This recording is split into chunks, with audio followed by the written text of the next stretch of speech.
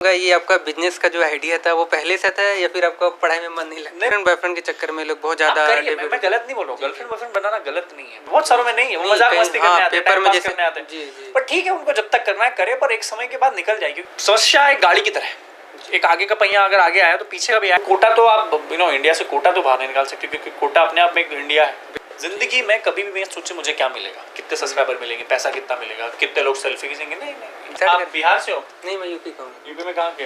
UP में जौनपुर। जौनपुर क्यों? जौनपुर का नाम सुना है? बिल्कुल सुना है, बनारस के बाजू में, गाजीपुर जौनपुर बाजू में तो है सब आसपास। मिर्जापुर का तो वहाँ से बहुत ज्यादा फेमस हो गया। तो स्टार्ट करें कुछ? क्या इंटरव्यू लेना है आपको? क्या चैनल है आपका? मेरा अलीम व्लॉग। अलीम? तुम्हारा नाम क्या है? अलीम नाम है मेरा पूरा। अलीम शेख। और चैनल का नाम क्या? अलीम व्लॉग्स। जी। कितने सब्सक्राइबर है? अभी तो मेरे 8 के हो गए। 8 के जी। यूट्यूब पे चलाते हो? और इसका अभी स्टूडेंट है, मैंने हाल ही में स्टार्ट किया। तो तुम यही रहते हो कोटा में? जी। क्या करते हो? मैं तो नीट का प्रिपरेशन करता हूँ। तो साथ में ये भी करते हो? हाँ, साथ में ये भी करता हूँ। आपकी तरह कहीं ना कहीं कुछ सीख रहा हूँ। आपका मोटिवेशन मैंने बहुत, आपकी वीडियो मैंने बहुत पहले से फॉलो करा। अच्छा लगता है? जी हाँ, मैंने वो अभी संदीप महेश्वरी सर के साथ आपका इंटरव्यू था, वो तो मैंने 2-3 बार देखा है वो वीडियो, जो कि बहुत ही आइकॉनिक वो कह सकते हैं वो वीडियो था आपका। तो एक चीज़ मैं आपसे जानना चाहूँगा प्रफुल्ल भाई, जैसा कि ये आप जिस सिटी में हो ये बहुत ही आइकॉनिक है, ये कह सकते हैं शिक्षा नगरी है, जो कि हिंदुस्तान का बहुत ही ज़्यादा माना जाता है, और आपने कहीं ना कहीं बहुत सारे सिटीज़ में आपने विजिट किया होगा। तो मैं आपसे जानना चाहूँगा और भी सिटीज़ के कंपेयर में ये सिटी आपको क्या डिफरेंस लगा? इसे हर शहर का अपना एक विशेषता होता है, उसकी एक विभिन्नता होती है, पर कोटा की अपनी एक पहचान है। कोटा शिक्षा नगरी, जैसा कि आपने कहा, मैं बिल्कुल आपसे सहमत हूँ। दूसरा, यहाँ पर बहुत सारे बच्चे हैं, बहुत सारे यूनिक टैलेंट है उनमें।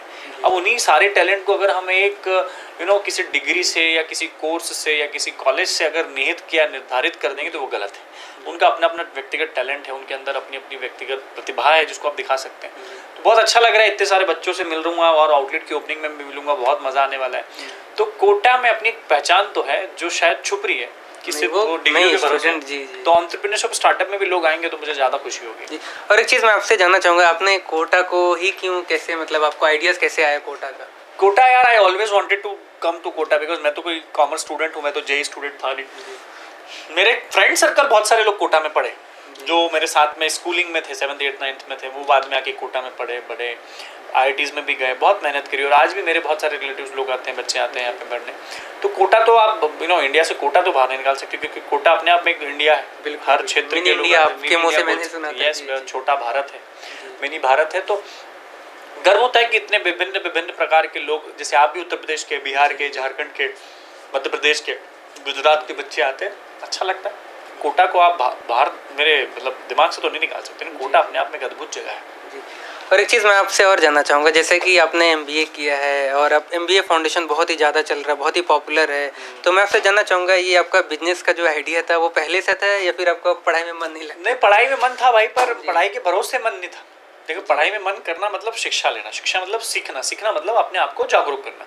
पर आप उसको अपना समझ लो कि यही मेरा ठेकेदार बन गया, जिंदगी बनाएगा, वहीं से पैसा मिलेगा, वहीं नौकरी लग जाएगी, दिक्कत नहीं, ऐसे गलत है। तो नहीं, जैसे मैं देखता हूँ कि लोग कहीं ना कहीं अपना फ्यूचर ही पढ़ाई को लेके देखते हैं, कुछ और नहीं करते हैं, वो बहुत गलत है। जी, आपको एक चीज़ के भरोसे नहीं बैठना चाहिए। दूसरी चीज़, आपको अगर पता है कि आप सच में अच्छे स्टूडेंट हो तो पढ़ो।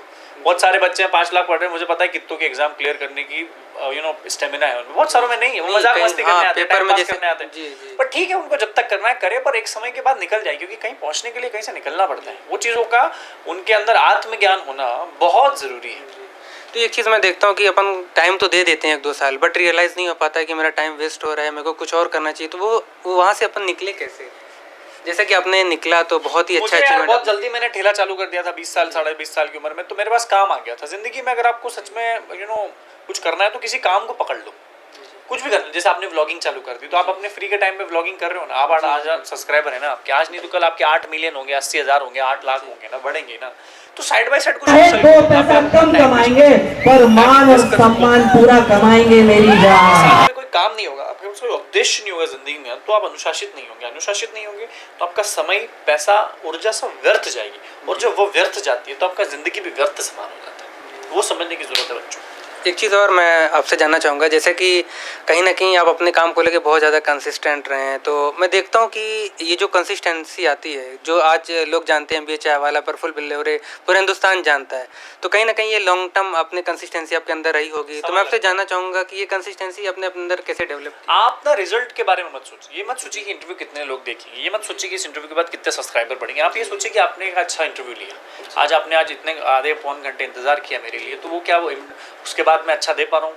आप जिनसे भी मिले उनसे बेस्ट करने की कोशिश कीजिए, प्रोसेस ओरिएंटेड होइए, रिजल्ट ओरिएंटेड मत होइए। जिंदगी में कभी भी मैं सोचे मुझे क्या मिलेगा, कितने सब्सक्राइबर मिलेंगे, पैसा कितना मिलेगा, कितने लोग सेल्फी खींचेंगे, नहीं, आपका उद्देश्य होना चाहिए काम करना। जिस दिन आपका उद्देश्य काम करने का होगा, फिर आपको कभी चिंता की आवश्यकता ही नहीं। तो कहीं न कहीं सकते हैं ये जो चीज़ें होती है वो आती रहेगी। ये सब समस्या आती रहेगी, समस्याएं समाधान को लेके आती, पहले समस्या आती है। जी।